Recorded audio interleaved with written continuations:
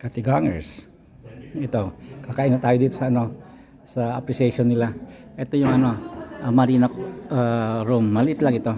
Pero nasa Marina Room dahil andi dito sa ano, malapit sa tubig. Ayan.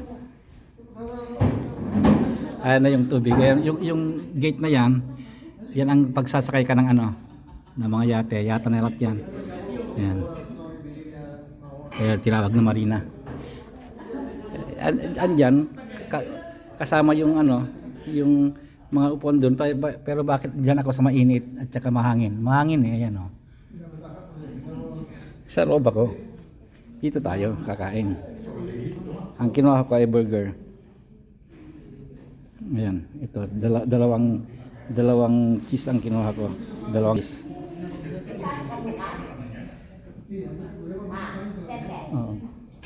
Tapos ito yung ano ko, itatapal ko dyan, pero lalagyan ko muna ng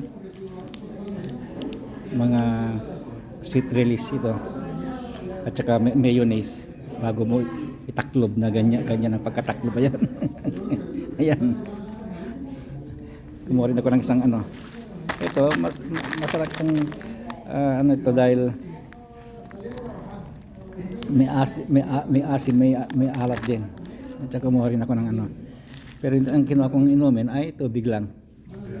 Tubig lang.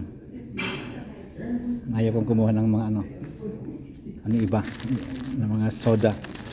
Kasi pag lumalabas kami anak ko, kailangan maraming soda ang inumin. Kasi may bayar libre. Kaya hindi ako umiinom.